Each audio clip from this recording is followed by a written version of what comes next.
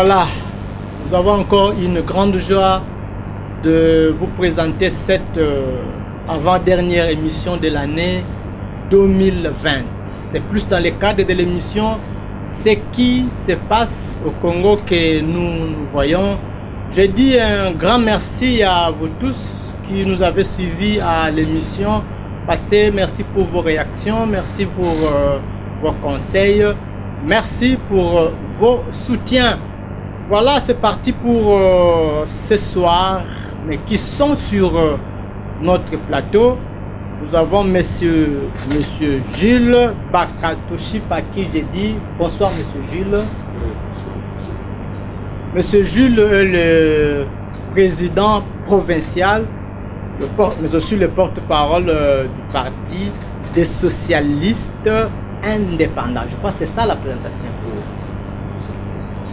Merci. De l'autre côté, nous avons monsieur Emmanuel Ngonga, à qui aussi j'ai dit bonsoir monsieur Emmanuel.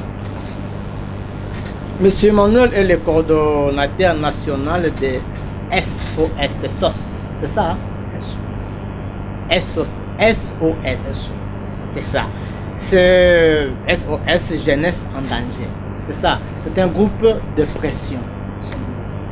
Très bien. Merci. Avec les invités, nous allons analyser le sujet d'actualité du pays. Autrement, je dis ce qui se passe au Congo, comme est intitulé notre émission. Mais qu'est-ce que nous allons parler? On parlera du gouvernement de l'Union sacrée. Nous allons aussi voir la situation du couvre-feu qui a été décrété depuis le 17 décembre de cette même année. Ainsi dit, je commence avec monsieur Gilles. Nous parlons du gouvernement de l'Union sacrée. Pourquoi, la première question, pourquoi le gouvernement de l'Union sacrée, selon votre compréhension? Vous avez la parole, monsieur. Merci, monsieur le journaliste. Le gouvernement de l'Union sacrée n'est pas encore mis en place. Oui, c'est pas mis en place, mais c'est un processus, ça sera mis en place d'ici là. Mais ce que je suis en train de dire, oui, il n'est pas encore mis en place, parce que c'est lui qui est là, il a des niveaux combats, il a vraiment toutes ses limites, oui. Il n'était pas vraiment à la hauteur de sa mission. C'est un peu d'expliquer comment il a montré ses limites, rapidement. Oui, mais parce que nous avons vécu plus des guerres au sein du gouvernement, au lieu qu'il se mette au travail. Donc il était là juste pour répondre au chef de l'État, hein, parce que en principe, le gouvernement devait répondre tant soit peu aux besoins de la population. Nous remarquons tous que sur le terrain, pas vraiment l'efficacité de l'action de ce gouvernement. Ils se sont beaucoup plus distingués de contradictions au sein même du gouvernement où tel pouvait avoir une position. Pendant qu'ils étaient en coalition. Et il a même oublié qu'il était soumis aux ordres du président de la République. Il a voulu, comme dit-on, se faire passer pour, comme dit-on, la grenouille qui se fait passer, il veut être plus grosse que le bœuf. Alors que il devait se soumettre aux ordres de son chef direct qui est le président de la République, parce que, comme j'aime toujours le dire, le Premier ministre, il est le collaborateur du président. Mais le président n'est pas son collaborateur, c'est son chef. Il lui donne les ordres et il obtempère. Fort malheureusement, il s'est mis à répondre au chef de l'État par des correspondances. Et tout ça, ça a beaucoup dérangé les climats au sein de l'action gouvernementale. Ça a mis vraiment le chef de l'État dans une très mauvaise position.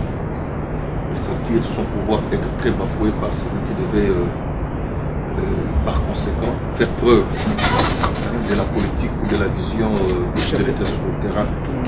Et la route qui a vraiment débordé les vases, c'est le fait que le président ait organisé, le président de l'État congolais, bien sûr, prestation des serments de juge à la Cour constitutionnelle, et le Premier ministre et quelques membres du FCC ont vraiment buté en touche. ne se sont pas Le président présentés. de l'Assemblée nationale, Sénat. Voilà. Alors qu'à ce niveau-là, il devait plus faire preuve de maturité politique. C'est compliqué un nombre d'États, parce que j'ai comme l'impression, quand on quitte le parti pour le gouvernement, on cesse d'être partisan. Oui, donc eux, ils ont emmené comme le militantisme au sein du gouvernement et le peuple a été très très déçu. Voilà pourquoi le président de la République, dans son discours, avant les consultations, il avait déjà émis le vœu de voir ce gouvernement-là serrer la face à un autre qui va plus s'occuper du bien-être de la population. Parce que, en réalité, le comptable devant le peuple, c'est le chef de l'État. Ce n'est même pas le Premier ministre. D'ailleurs, il n'est même ni élu. Merci. Voilà. Merci. Merci beaucoup, monsieur Jules. Je viens à vous, monsieur Emmanuel. Le premier gouvernement a montré ses limites. Il faudra seulement le gouvernement de l'Union sacrée. Votre réaction? Bon, merci beaucoup pour la question. Je pense qu'ici, j'aimerais un peu, si c'était moi Allez-y, qui oui. organisais cette émission, j'allais reformuler même le sujet du jour. Comment par exemple? Parce que ici, il serait difficile de prédire ce qui serait le gouvernement de l'Union nationale, de l'Union sacrée que vous évoquez, parce que en fait, il n'y a pas d'abord le processus qui mène à ce gouvernement ne sont pas prévisibles. Comment ça? Le chef de l'État a dit, il a dit qu'il y aura un gouvernement de l'Union sacrée. Il doit nommer l'informateur. Moi, je pense que c'est, quand vous dites comment ça, je ne réponds pas ce que vous venez d'évoquer. Il devait avoir d'abord la mise en place ou la nomination d'un informateur, que cet informateur aura comme objectif ou aura comme devoir d'identifier la majorité. Et puis, c'est cette majorité-là. C'est là où je me pose la question, parce que le gouvernement ne doit travailler que sur base d'un programme. Mais je me pose la question, est-ce que Ilunga Kamba n'avait pas un programme que devons mettre en place? C'est ça la grande question. Mais il avait présenté un programme. Il avait présenté un programme. Donc, je pourrais contredire un peu mon co-débatteur pour dire qu'il ne reçoit pas les injonctions. Le Premier ministre ne reçoit pas les injonctions, mais le Premier ministre exécute le programme du gouvernement.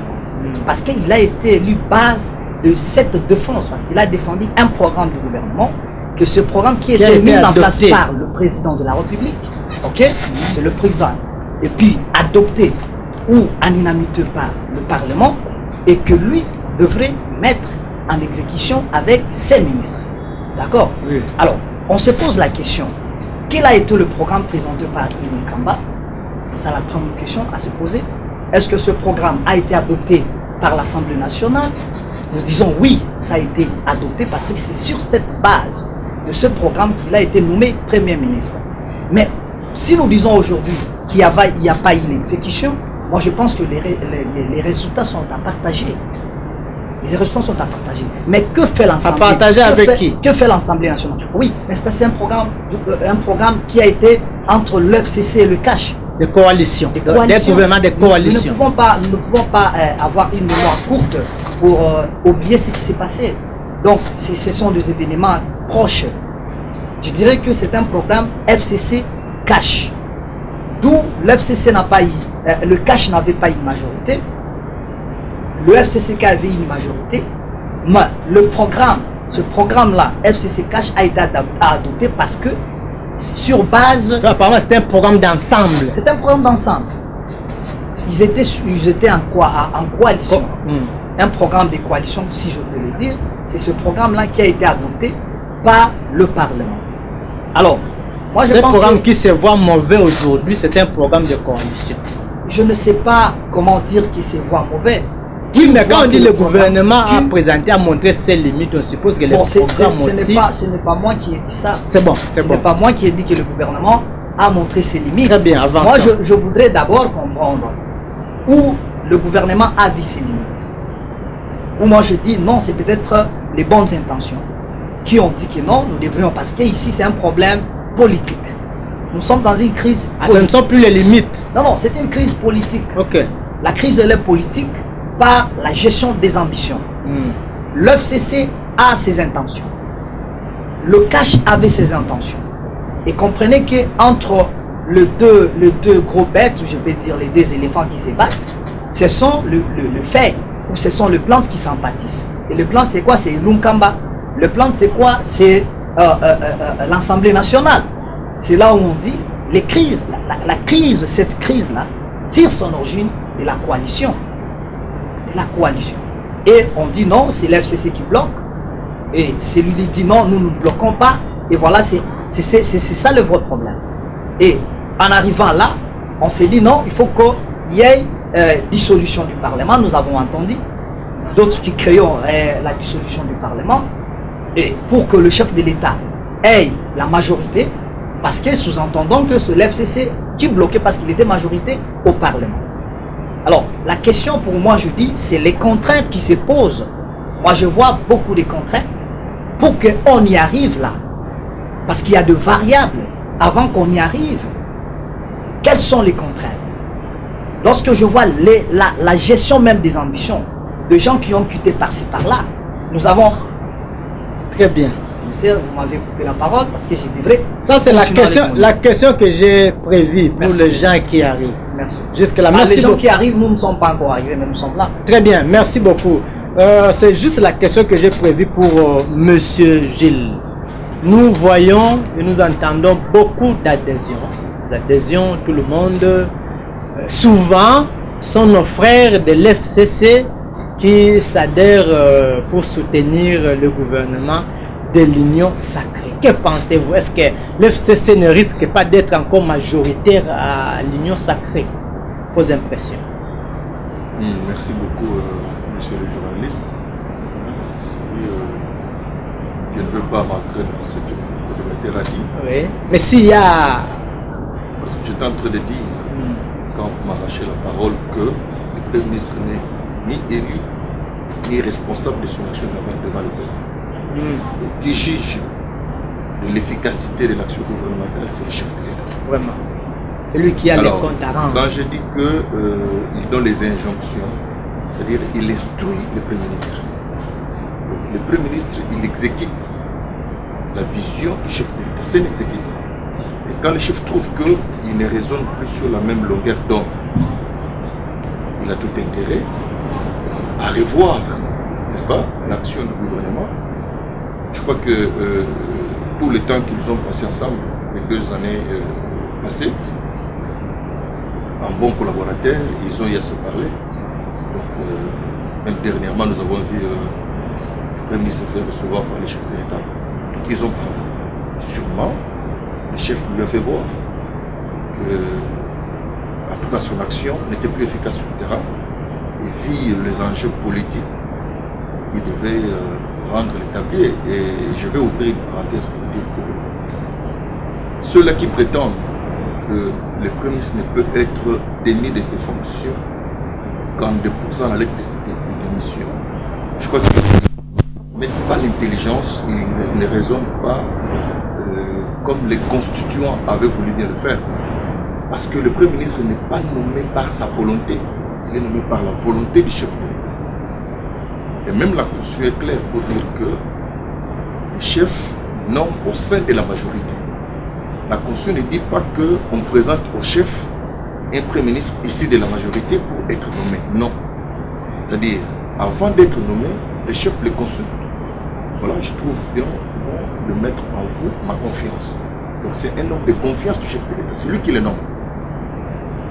Alors, le constituant a voulu créer un climat de collaboration entre le chef du gouvernement, qui est le Premier ministre, et le chef de l'exécutif, qui est le chef de l'État. Oui. Alors, comme ce sont des collaborateurs, je donne votre exemple ici. Vous êtes dans une chaîne bien organisée, bien structurée, et la hiérarchie. Si votre chef vient vous dire non, à la place de votre émission, je préfère une autre émission. Vous n'allez pas dire non, je vais d'abord demander à mon épouse. Vous comprenez? Donc, un bon citoyen, un bon républicain, un bon homme d'État, je crois que le Premier ministre ne devait pas faire tout un tabou autour de sa démission. Donc, dès lors que le chef de l'État lui dit non, vu, je préfère que tu me présentes des démissions. C'est une façon de sortir honorablement de ses fonctions. Parce qu'à l'époque, le prince pouvait être chez lui, n'est-ce pas, avec sa famille, se reposant tranquillement, il nous regarde à la télé, on dit non, ou les amis l'appellent pour dire non, il y a une ordonnance, vous êtes démis de vos fonctions. Donc on voulait qu'il y ait quand même une sorte de respect entre le chef de l'État et le chef du gouvernement. Mais sinon, le Premier ministre ne peut pas refuser de déposer la démission quand le chef le lui demande. N'est-ce pas? Donc ça, ce n'était qu'une parenthèse pour les adhésions. Par rapport à votre question concernant les adhésions, je crois que l'Union sacrée, ce n'est pas une plateforme. Même quand le chef de l'État a parlé, il a parlé d'un nouvel ordre politique qu'il veut mettre en place. Le chef de l'État parle d'une refondation de l'État. Donc nous, avec notre président national, que je salue en passant, M. Honoré Benatumba, qui se trouve présentement là au Japon, parce que nous sommes un parti de la diaspora, n'est-ce pas, ce que je voulais vous dire. Avec les amis, nous avons trouvé bon d'accompagner le chef de l'État dans son action parce qu'il y a une ouverture politique pour l'intérêt de la nation. Le Congo a tant souffert depuis ces années de l'indépendance jusqu'à ce jour. Le Congo n'émerge pas. Rappelez-vous, en 60, les Sud-Africains venaient se soigner aujourd'hui et ici chez nous. Mais aujourd'hui, c'est le contraire. En 60, on avait le même niveau social avec le Canada. Aujourd'hui, il n'y a pas match. Donc on n'a pas de temps à perdre dans des guéguerres. Les gens doivent se mettre au travail et aller de l'avant. Alors, ceux qui adhèrent, ils ne quittent pas leur... C'est plus de l'FCC. Non, ils adhèrent à un courant de pensée, à une nouvelle idéologie du chef de l'État, qui veut mettre en place un nouvel ordre. Au lieu que les gens se mettent à obtempérer aux ordres de leur autorité morale, maintenant ils sont devant leur conscience. Rappelez-vous que nous sommes en démocratie, c'est la liberté d'expression. Mais ce que nous avons constaté, c'est qu'on devait recevoir les mots d'ordre de quelque part pour exécuter. Et même je regrette personnellement la chute de Mme Janine Mabunda. Vous comprenez? En principe, s'il n'y avait pas question de mot d'ordre, elle allait être à la hauteur de sa mission. Mais nous avons constaté qu'au sein des institutions, il y avait un spectacle très désolant. Alors, ceux qui étaient déjà marginalisés, de par les comportements de leur regroupement politique, parce que je voulais vous le dire aussi en passant, que le FCC n'est pas reconnu au niveau de l'Assemblée nationale, même la Cour constitutionnelle l'a dit. FCC, c'est une plateforme politique, pas une plateforme électorale. Elle n'a pas de députés au niveau de l'Assemblée nationale. Et un député, il n'est pas dit que si vous êtes du PPRD, vous ne pouvez pas voter contre le PPRD. Non. Donc on voulait juste diriger les gens vers une autre façon de voir les choses. C'est-à-dire, je peux être du PPRD, je vote aussi contre le PPRD. La preuve, il y a eu des gens du PPRD qui ont voté contre Janine Mabunda. N'est-ce pas? Merci. Là, vous êtes en train de parler. Est-ce que ce gens-là du PPRD, qu'on a longtemps crié, qui mettaient les bâtons dans les roues, est-ce qu'ils ne mettront plus, pendant qu'ils viennent dans l'autre camp, ils ne mettront plus le bâton dans les roues? Parce qu'ils sont nombreux, il n'y a pas moyen de citer ceux qui viennent de ces camps-là. Il y en a même ceux qui ont géré avec Kabila, mais qui sont maintenant de l'autre côté. Ils ne mettront plus le bâton. Moi, je pense que ce sont des gens-là qui mettaient, les 2 ans passés, qui mettaient les bâtons dans les roues pour que le président n'avance pas. Ils ne mettront plus ces bâtons. Bon, merci, monsieur le journaliste, pour votre observation, mais je crois qu'il y a plus de peur que de mal. Comme disait le feu qui s'était d'heureuse mémoire, et les poissons courent toujours par la tête. Comment ça court pas? Et dans l'armée, on dit qu'il n'y a pas de mauvaises troupes, il n'y a que de mauvais chefs. L'exemple vient d'en haut. Ceux qui adhèrent à l'Union sacrée, ils sont conséquents, ils savent. Vous savez, la vie c'est un éternel recommencement. Il n'y a que des imbéciles, permettez-moi le terme, qui ne changent pas. L'homme est capable de changer, il peut s'adapter. Parce que, c'est vrai, pour plusieurs raisons, même moi à la place, si j'étais au FCC, je ne crois pas que je me comporterais différemment des sections au FCC. Vous comprenez? Mais au fond, est-ce qu'ils étaient d'accord avec le système? N'est-ce pas? Parce que le problème maintenant, c'est la conscience. Et les Congolais sont en train de prendre conscience pour comprendre que le Congo nous appartient et les richesses du Congo appartiennent aux Congolais. Ils doivent en profiter, ils doivent bénéficier de leurs richesses. Le Congo, le pays et les Congolais souffrent. Pourquoi? Parce que les Congolais ne sont pas capables de s'exprimer librement. Alors maintenant, ils comprennent qu'ils ont l'occasion de s'exprimer librement.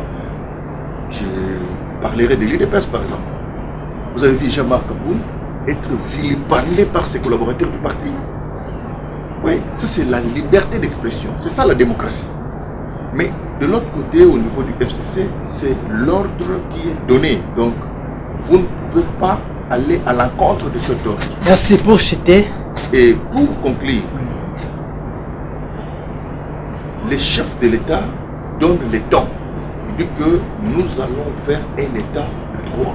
Donc chacun a des droits reconnus et garantis par la Constitution. Donc chaque Congolais est conséquent. Donc la justice va faire son travail, le Parlement va faire son travail, le gouvernement va faire son travail. Chacun, parce que disait un philosophe, la liberté de l'un commence là où se limite celle de l'autre. Donc chacun va avoir sa parcelle de pouvoir, il va s'organiser pour ne pas déranger le pouvoir de l'autre. Vous voyez? Donc, à dire qu'ils vont mettre les bâtons dans les roues du chef de l'État, je ne pense pas. Et je dis à ceux qui ont peur ou qui se posent cette question qu'il n'en sera pas question. Le gouvernement d'Union Sacrée va vous faire un très bon travail et ils vont travailler d'une façon très professionnelle et nous allons tous applaudir l'action du chef de l'État. Merci beaucoup, monsieur Gilles, pour votre intervention. Je suis à vous, monsieur Emmanuel. Toujours les adhésions massives.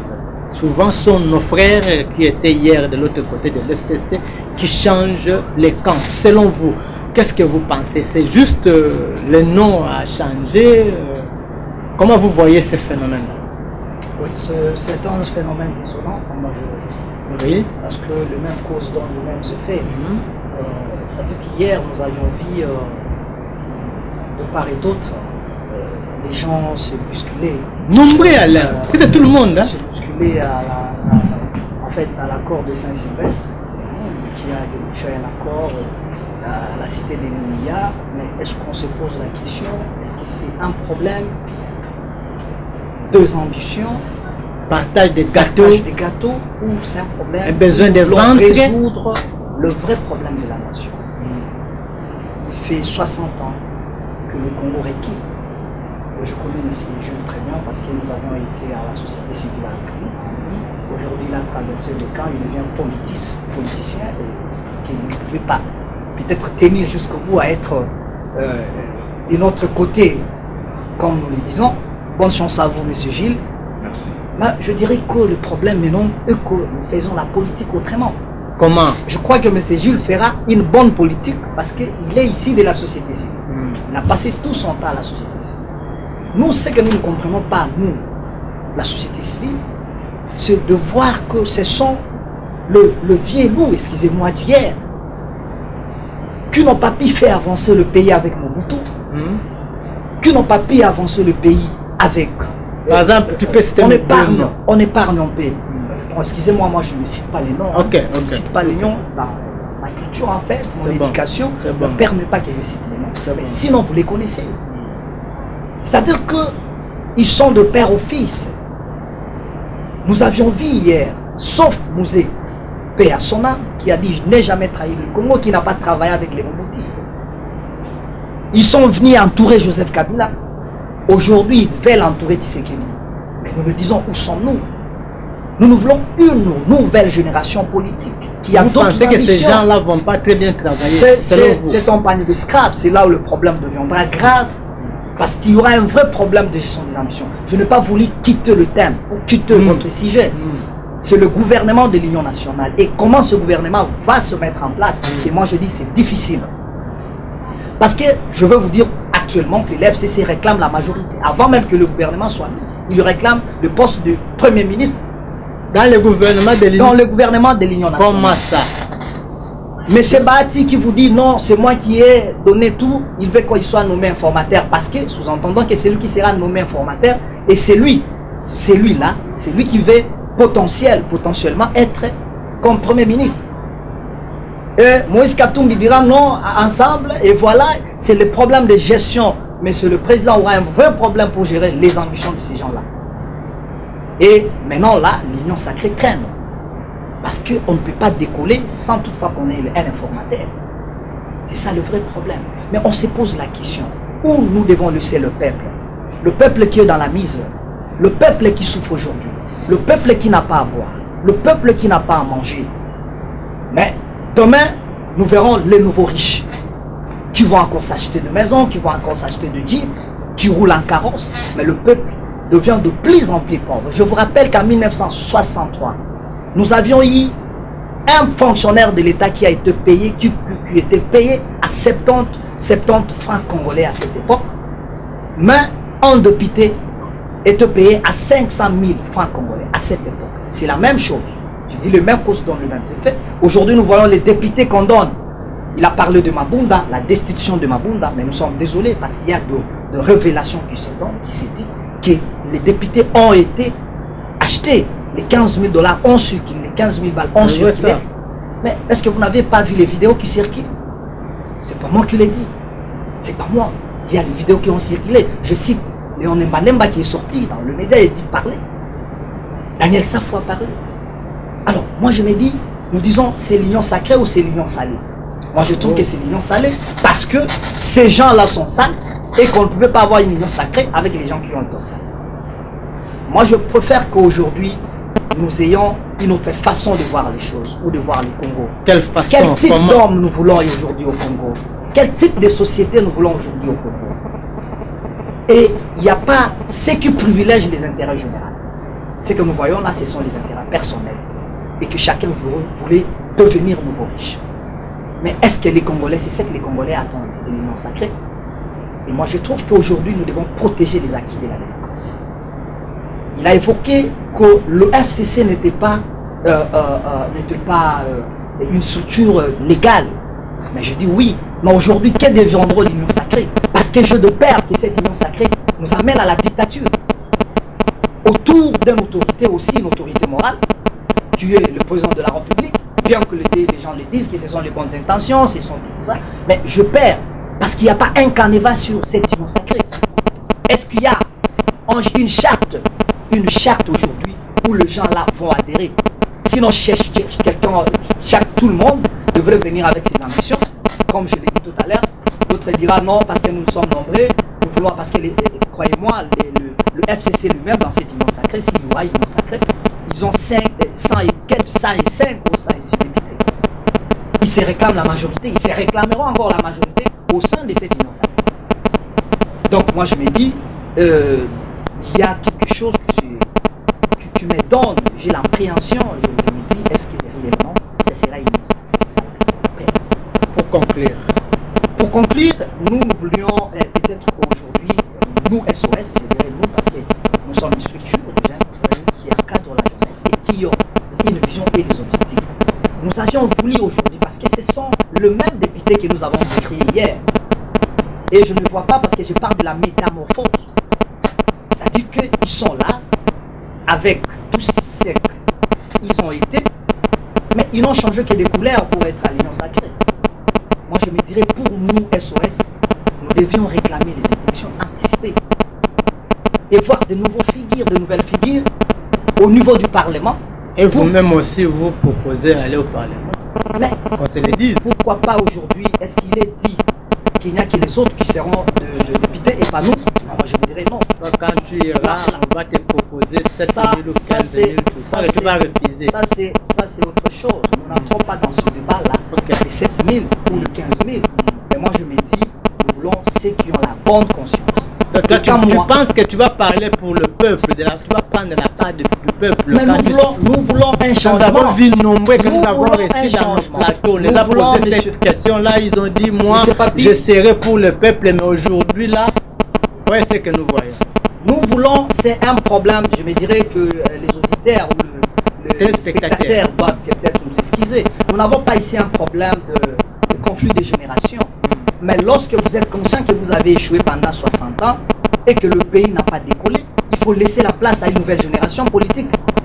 Peut-être que nous voulons voir, comme les autres le disent aujourd'hui, que lorsque le sénateur a vu Joseph Kabila, il est là, il est en train de regarder ce qui se passe actuellement et que nous voulons voir que le changement, que Félix Tshisekedi puisse y faire le paix qu'il en a, n'est-ce pas, pour le changement de ce pays. Et c'est ce qui va corriger les autres. Mais lorsque nous ne venons que faire la même chose, a changé depuis 60. Merci. Très bien, monsieur Emmanuel. Je suis avec vous. Monsieur Jules, en suivant mon ami, je retenir quelque chose. Il dit l'union sacrée n'a pas de charte. C'est juste la vision du chef de l'État. Et ça ne peut pas entraîner à une dictature.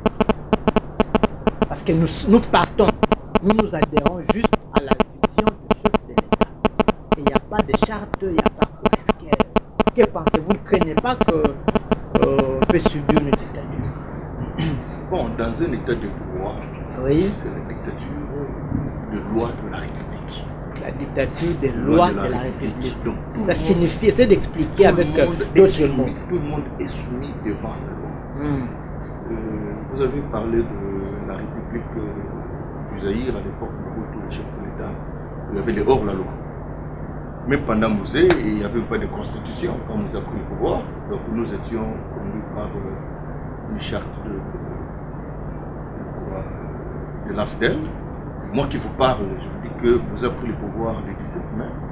Le 19, on a organisé avec des amis étudiants une marche pour chasser Mouzé, c'était un dictateur. Donc nous, au parti des socialistes indépendants, nous prenons d'abord la méritocratie. Et puis, comment je dirais, la promotion du travail, n'est-ce pas, qui est gage de tout développement. Quand on ne travaille pas, comment on va gagner? Comment on va réussir? Comment on va aller de l'avant? Et nous sommes là pour défendre les intérêts du peuple. Emmanuel, c'est mon frère, parce que nous avons toujours lutté pour le bien-être de cette population. Vous savez, pour paraphraser, dans la Bible, on dit David a eu juste les intentions de bâtir une maison pour Dieu. Dieu a loué les intentions. Il lui a dit à cause de ces intentions, ton trône ne manquera pas de succession. Et moi, quand j'étais à l'université, notre professeur ne cessait de nous dire de chercher des solutions pour des problèmes qui n'existaient pas, c'est en créer d'autres. Pour le moment, le chef de l'État n'a pas fait de l'union sacrée une plateforme. Non. Il a dit dans son discours qu'il a besoin de tout le monde, hormis leur clivage politique et leur regroupement politique. Et au niveau du FCC, ils n'ont pas de députés. Le FCC n'a pas de députés. En fait, la majorité au Parlement avait une dénomination FCC Cash. C'était la dénomination. Ça ne veut pas dire que Cash avait des députés. Non, Cash n'était pas une plateforme électorale. Donc, les députés même qui adhèrent à la pensée de l'union sacrée, c'est pour une bonne gouvernance. Pour aller, parce que le chef a dit ceci. Je voudrais qu'on puisse requalifier la majorité. C'est ça. Parce qu'il a trouvé que cette majorité-là n'était plus en phase avec lui. Les constituants, vous savez, dans chaque chose, il faut de l'intelligence. Il faut mettre de l'intelligence. Les constituants, quand il a conçu notre constitution, il voulait qu'il y ait vraiment une parfaite collaboration. Même au sein des institutions, il y a un cadre qu'on appelle le cadre interinstitutionnel, où le chef de l'État devait se retrouver avec le président du Sénat et le président ou la présidente de l'Assemblée nationale, n'est-ce pas, pour voir comment évolue l'État. Or, qui est, comment je dirais, qui contrôle l'action du gouvernement? C'est le Parlement. Mais on a vu une sorte de complaisance. Combien de ministres ont été interpellés par notre Parlement? Aucun. Depuis que nous sommes en train dans cette démocratie, combien de ministres ont été contraints à la démission à partir du gouvernement? Aucun. Et à partir du Parlement, aucun ministre. Le Parlement n'a fait partir aucun gouvernement. C'est pour dire que tous les gouvernements faisaient bien leur travail. Il y a eu des complaisances. Vous voyez? Alors, moi, je dirais à mon ami que le chef de l'État a donné les intentions. Au niveau de l'union sacrée, les gens ne basculent pas comme étant comme des gens qui changent de camp. Les gens ne changent pas de camp. Ils restent dans leur regroupement, dans leur parti, mais ils comprennent que nous devons être libres de nous exprimer. Les députés, ce sont des élus du peuple. Ils ont le mandat que le peuple leur a donné. Si hier, nous disons qu'ils avaient mis les bâtons dans les roues de ceux qui nous avaient dirigés hier, bon, ça c'est un avis, n'est-ce pas? Mais nous connaissons tous qu'il y avait toujours un mot d'ordre qui venait de quelque part. Donc c'était la caporalisation de la scène politique, n'est-ce pas, où les présidents sortants voulaient avoir la mainmise sur le fonctionnement de l'État, ce qui n'était pas une bonne chose. Prenons un peu l'exemple des États-Unis. Trump a contesté les résultats, mais en fin de compte, il s'est dit, ben, écoutez, nous sommes là au service du peuple. Ça peut être moi, ça peut être quelqu'un d'autre, pourvu que le résultat soit palpable. Ça. Alors, il s'est ressaisi. Et puis il a dit, ben voilà, je félicite Joe Biden. Donc, à ce stade, regardez, depuis que Fayoulou ne cesse de réclamer la victoire, la vérité désire. La vérité désire. Mais il est allé faire quoi, la Cour constitutionnelle? Il est allé faire quoi? Or, les décisions de cette Cour, c'est notre Cour constitutionnelle. Et même à présent, là, il ne veut pas cette histoire-là de l'Union sacrée. Non, en démocratie, chacun est libre de mettre son point de vue. Mais à dire que non, je suis le président élu, c'est encore utopique. Et j'en profite devant votre micro pour demander aux amis qui ne cessent d'embrouiller Martin Fayoulou. Martin Fayoulou se remet en question, mais il est pris en otage par ceux-là qui le font croire qu'il avait gagné les élections. Aujourd'hui, il y a certaines opportunités peut-être qui peuvent se présenter devant lui. Il est incapable de les saisir, de peur que les gens disent non, voilà, il a été acheté, ainsi de suite. Comme mon ami disait tout à l'heure que non, voilà, il disait tout à l'heure que non, voilà, il y a eu des actes de corruption, ainsi de suite. Lui aussi a suivi à la télé, il y a les députés qui ont parlé. Nous avons à la télé. Okay. Mais la télé n'est pas un lieu pour qu'on vienne dénoncer ce qui se passe. Celui qui sent qu'il y a des preuves, nous sommes dans un état de droit, il peut saisir les instances compétentes. Donc au lieu de perdre le temps, parce qu'on ne sait pas vérifier. Moi, je n'étais pas là, lui non plus, on a tous suivi à la télé, mais est-ce que cela est vrai? Oui, donc on doit être animé d'un esprit de critique en ce qui me concerne. Je réitère pour vous dire que jusque-là, l'Union sacrée, c'est un courant d'idées, la pensée du chef d'État, parce qu'il a besoin de cette majorité pour faire avancer les choses, n'est-ce pas? Il a dit, à défaut de cette majorité, je vais recourir à vous le peuple pour me donner cette majorité. Oui. Merci. C'est ce que je voulais poser la question à mon ami Emmanuel. Le chef d'État demandait de choisir l'informateur pour requalifier la majorité. Comment on peut requalifier la majorité pendant qu'on n'a pas regardé les élections? C'est ça le vrai problème, monsieur le journaliste. Moi, je crois que nous, les groupes de pression, le mouvement citoyen, tout ça, nous sommes dans le contrôle citoyen sur l'action, soit nous faisons le monitoring des actions du pouvoir public. C'est-à-dire que nous ne sommes pas contre les politiques, mais dans d'autres cieux, nous permettons à ce que le peuple... En réalité, vous êtes indépendant. Nous sommes, au-delà de l'indépendance, nous sommes les surveillants, nous sommes les signaux qui donnent aux politiques le vrai ou la vraie version des choses. Malheureusement, ici dans notre pays et en Afrique, et on torture les activistes et on fait tout ce qu'on veut. Nous, le vrai problème quand nous venons, quand je suis venu, quand on m'avait parlé du thème, c'est de comprendre comment obtenir cette majorité sans toutefois qu'il y ait les élections. C'est ça. Rapidement, mon frère Gilles, qui a évoqué dans son discours, même si ce n'est pas lui, mais c'est le chef de l'État, qui dit que je vais recourir au peuple pour qu'on me donne la majorité.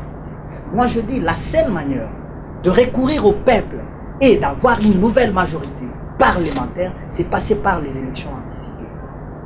Parce qu'on ne peut pas, au cours d'un mandat, parce que le député avait un mandat de 5 ans, c'est ça ce qui... Un député qui a été élu par la liste de FCC. Et maintenant, je vais un peu donner un élément. Quand M. Gilles dit qu'ils n'ont pas quitté leur parti politique, je dis non, ils ont quitté leur parti politique. Parce qu'actuellement, le député, tous les députés qui ont signé, qui ont allé à l'Union sacrée, ils ne font plus partie de PPRD ou ils ne feront plus partie je ne sais pas moi. Et ce qui est grave, c'est que la loi dit sur le parti politique, ou la loi électorale dit quand un député quitte son parti politique au cours d'un mandat, il perd son mandat. Ça dit que je ne perds que ces députés qui sont allés à l'Union sacrée, qu'on les remplace par leurs suppléants. Voilà encore la gravité des choses. Parce que nous devons analyser scientifiquement les effets. Alors moi je me dis, Voilà ce qui nous fait l'union sacrée. Mais maintenant, comment obtenir la majorité sans toutefois qu'il y ait, c'est ce qui est impossible. Donc nous disons, nous, SOS, nous avions voulu qu'on ait les élections anticipées pour qu'on ait les députés sains. Parce que jusque-là, pour nous, les députés là ne sont pas sains.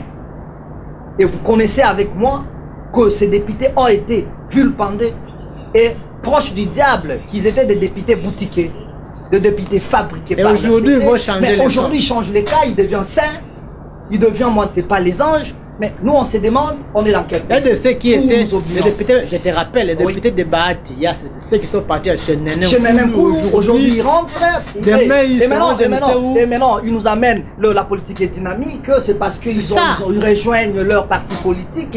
Et voilà ce qui se passe dans notre pays. D'une fois, on s'est dit, nous sommes dans quel pays? Et nous... C'est seulement parce que la politique est dynamique. C'est parce que la politique est dynamique. Et moi, je me dis, la politique est dynamique sur le plan idéologique ou sur le plan des intérêts.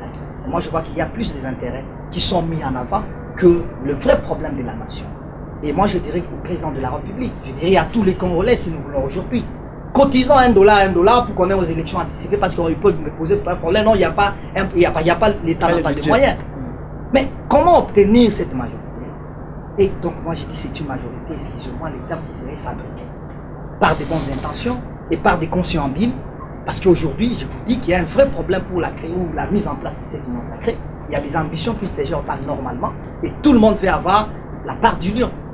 Voilà le vrai problème. Je veux conclure rapidement, avant que je donne la parole à monsieur Jules, parce qu'on avance déjà vers la fin. Essayez un peu de conclure pour cette requalification de majorité. Dans cette requalification de la majorité parlementaire, nous avions dit SOS, nous avions émis notre fait et notre opinion pour qu'on ait les élections anticipées.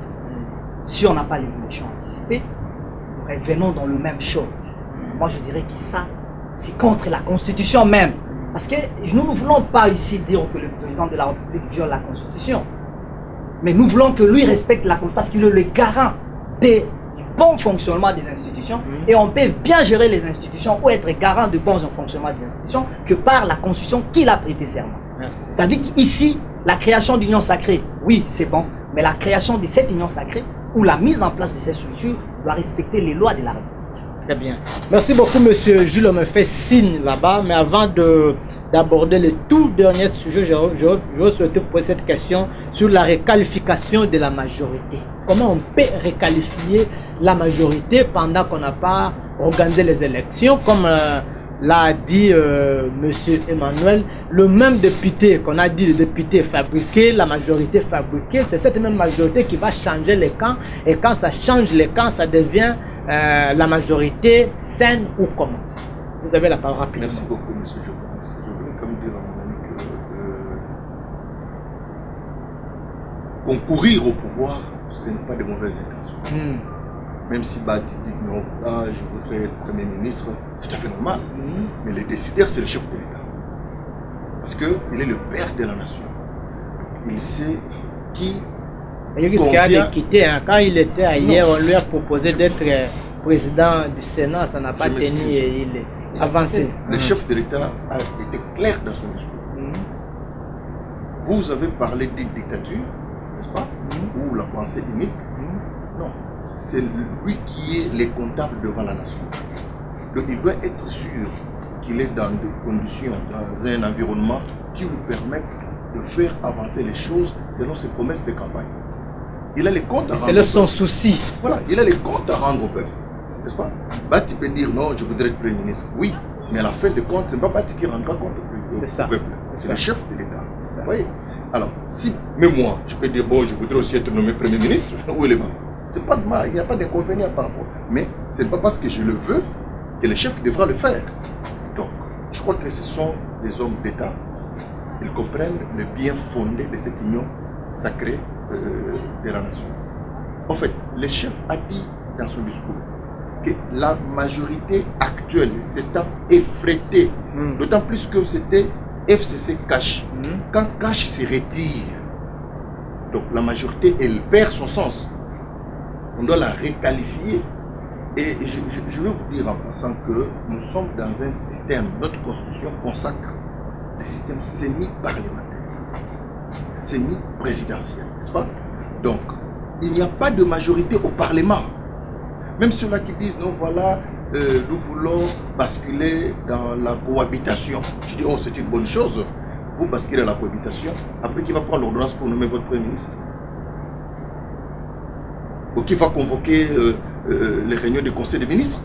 Est-ce que c'est réfléchi de cette façon-là? Donc, les constituants n'ont pas vraiment prévu le mécanisme de la cohabitation parce que nous sommes dans un système semi-parlementaire. Donc, la majorité au sein du Parlement devra être une majorité qui accompagne le chef de l'État. Ça devra être pas une majorité parlementaire. Donc, ceux qui disent que c'est une majorité parlementaire, c'est à tort qu'ils appellent majorité parlementaire entre guillemets. Hein, parce que après, doit être la majorité du chef. En principe, regardez en 2006, le PPRD n'avait pas lui seul gagné les élections, n'est-ce pas, parlementaires. Et ils ont fait des alliances avec les démons, les palous et que sais-je encore pour former la majorité présidentielle. De même en 2011. Pourquoi en 2018 ils ont appelé ça majorité parlementaire? Alors que la majorité parlementaire au sein du Parlement, c'est une majorité qui accompagne l'action du chef de l'État. Donc on appelle majorité parlementaire par rapport à la vision du chef de l'État, c'est eux qui l'accompagnent. Et il y a l'opposition parlementaire. Vous comprenez? C'est-à-dire qu'il y a la majorité au sein du Parlement et l'opposition au sein du Parlement. Ce n'est pas l'opposition au sein des institutions, non. Vous comprenez? Oui, c'est-à-dire c'est la majorité qui met en place le bureau. Mais au sein du bureau, comment vous allez retrouver encore une opposition? Ça n'a pas de sens. C'est le chef de l'État qui nomme le gouvernement. Le Premier ministre et le ministre sont nommés par ordonnance présidentielle. Comment il va nommer les gens qui vont s'opposer à lui? Est-ce que vous comprenez un peu? Nous sommes dans quel monde? Pour le moment, il n'y a pas aller par 4 chemins. La majorité s'étant effritée, le chef de l'État a constaté, c'est lui l'arbitre, c'est lui qui constate que le cash s'étant retiré de cette majorité et n'est plus la même. Voilà pourquoi la nomination d'un informateur s'avère pertinente. C'est lui qui doit identifier cette majorité. C'est la majorité qui accompagne la vision du chef de l'État. Parce que ce sont des députés, il n'est pas dit, parce que jusque-là, comme vous l'avez dit, ils ont quitté le PPRD. Je n'ai pas vu un député qui dit qu'il a quitté le PPRD. C'était rapidement. Ou qu'il a quitté son regroupement politique, je n'en vois pas. Mais c'est les gens qui disent parce qu'ils ont adhéré à la vision du chef de l'État, donc ils ne sont plus. Mais oui, s'ils disent qu'ils ne sont plus, qu'ils les chassent avec leur mandat. Parce que quand la loi dit ceci, si le député de lui-même, il quitte son parti ou son regroupement politique, il perd son mandat. Et si vous lui chassez, ça mais il part avec son mandat. Donc, qu'eux prennent le courage de dire que ceux-là qui ont adhéré à l'union sacrée, donc à la pensée d'accompagner le chef de l'État, donc ils ont quitté nos partis ou nos regroupements, qui les chassent, ils vont partir avec leur mandat. Merci. Je voulais chuter. Rapidement, parce qu'il y a... Pour vous dire que à ce stade, nous, au niveau du parti des socialistes indépendants, nous attendons de tout le monde la nomination d'un informateur pour faciliter la tâche au chef de l'État, parce que la nomination d'un informateur ne dépend pas de la démission du Premier ministre, parce qu'ils n'ont pas le même rôle à jouer. L'informateur, c'est pour identifier la majorité. Le Premier ministre qui est là, par le fait que la majorité s'est effritée, il est déjà réputé démissionnaire. Même s'il n'a pas encore déposé sa lettre de démission, il est déjà démissionnaire. Merci. Très bien, monsieur Jules. Nous allons, on arrive presque à la fin de l'émission, mais on ne peut pas finir sans avoir parlé des... Monsieur Jules Bakatouchip. Très bien, monsieur Jules Bakatouchip, vous avez un nom kilométrique. Nous sommes presque à la fin de l'émission, mais on ne peut pas sortir ici sans avoir parlé du couvre-feu. Le couvre-feu a été décrété rapidement dans quelques mots. Je commence avec monsieur Emmanuel. Vous parlez du couvre-feu rapidement. Vous allez faire aussi la conclusion. C'est que les téléspectateurs doivent retenir de votre passage ici. Après vous, monsieur Jules Bakatouchip aussi aura la parole. Parlez du couvre-feu rapidement. Merci beaucoup. Bien qu'il n'y a pas le temps, parce que je voulais rebondir un peu. Rapidement. Excusez-moi, on passe, on laisse tomber. Peut-être qu'on aura un débat prochainement. Très bien. Mais le vrai problème ici, sur le couvre-feu, nous, en tant que... Parce que nous avions été... Bien que moi, je n'ai jamais, toujours pas été actuellement, parce que je suis panafricaniste, avec les universités que nous faisons, parce que ces universités ne produisent rien du tout. Nous devons recadrer notre système éducatif. C'est-à-dire qu'aujourd'hui, il y a un vrai problème entre les réalités socio-culturelles avec la décision de la mise en place de cette couvre-feu. Aujourd'hui, nous n'avions pas tenu compte. Ça doit commencer à 21h. Il y a de mamans, il y a de chaillères, il y a de, je ne sais pas moi, parce que les Congolais vivent du taux du jour. Et nous n'avons pas le moyen de déplacement. Aujourd'hui, les transports deviennent à 2000 francs quand vous allez vers Tchangou, quand vous allez vers Upen. Il y a la hausse de prix du transport parce que tout le monde devrait aller à 19h ou à 20h pour qu'il soit chez nous. Mais nous avons l'impression, c'est comme si nous avons les autorités qui prennent des décisions sans tenir compte de la société.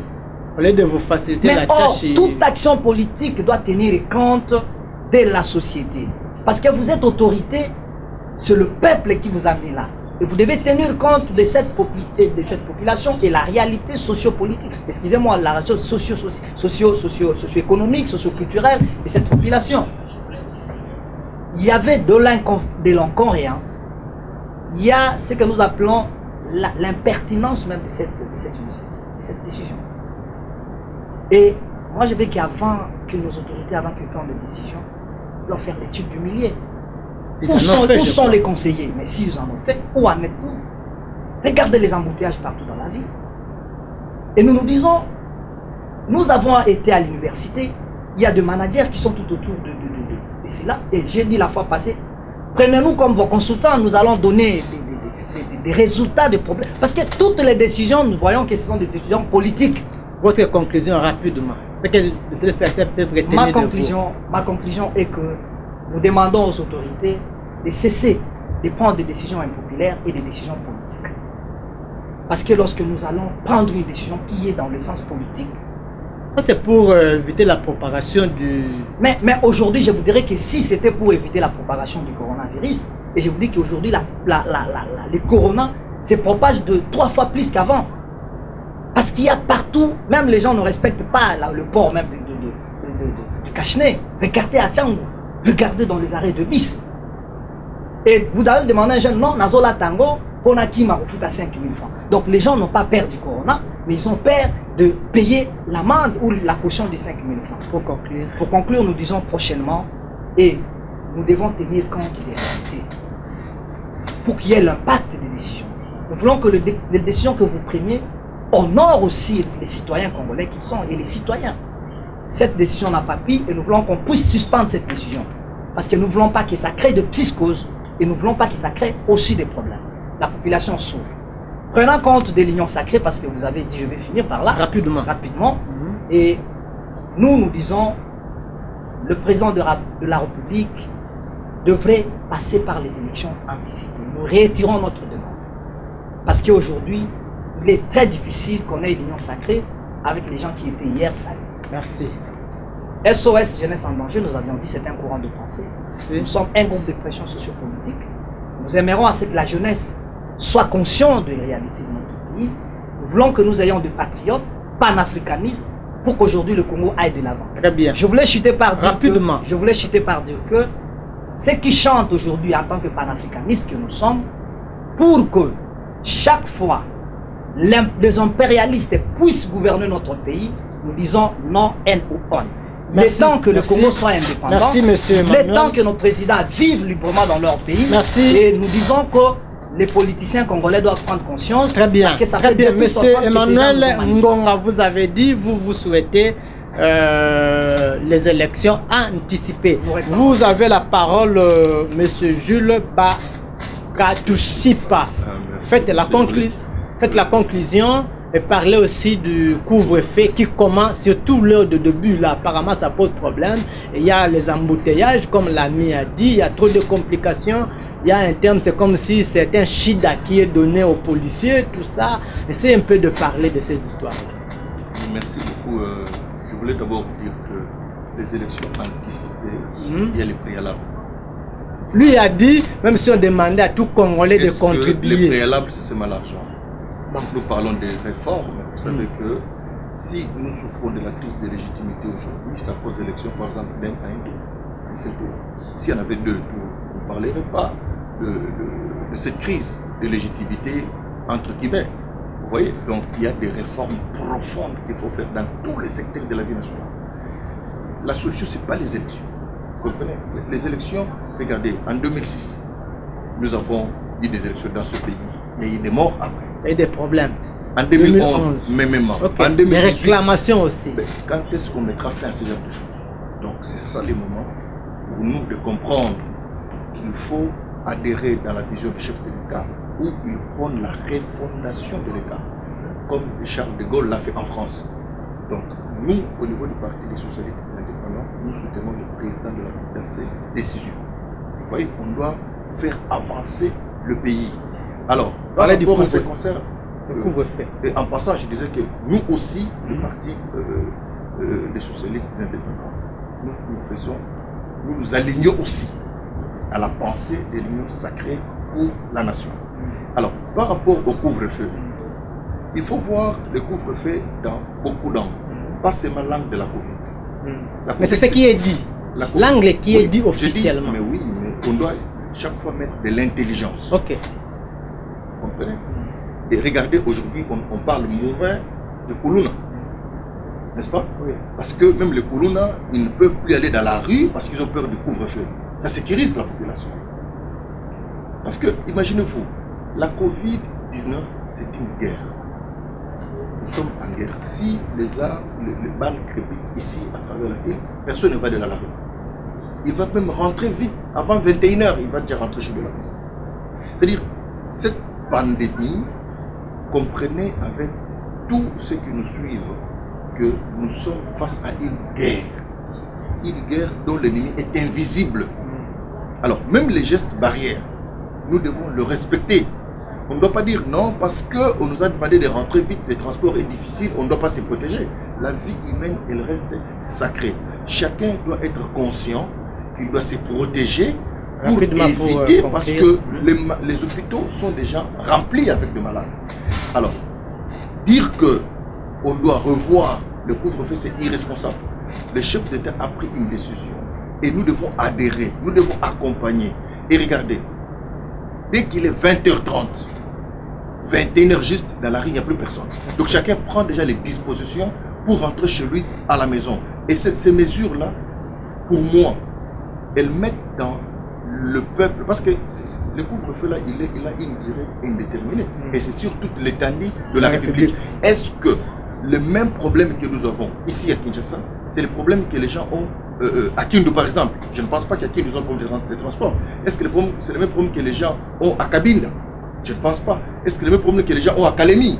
Je ne pense pas. C'est-à-dire, dans chaque coin, il y a de réalité en rapport avec ce point-là. Mais en conclusion, rapidement, oui, parce qu'on a fait signe. Je voulais dire à mes compatriotes que le chef de l'État est engagé dans une bonne direction. Accompagnons-le, faisons-lui confiance, parce que le lendemain sera meilleur pour tout le monde. Alors, faisons confiance à la pensée de l'Union sacrée pour la nation, faisons confiance au gouvernement qui va être mis en place, faisons confiance à nos institutions, parce qu'en tant que républicains, les institutions sont sacrées. Les animateurs passent, mais les institutions demeurent. Merci. Voilà. Merci. Merci beaucoup à vous tous qui nous avez suivis. Nous avons reçu pour vous M. Jules Touchipa. Il est le... Mon nom. M. Jules Bakatouchipa.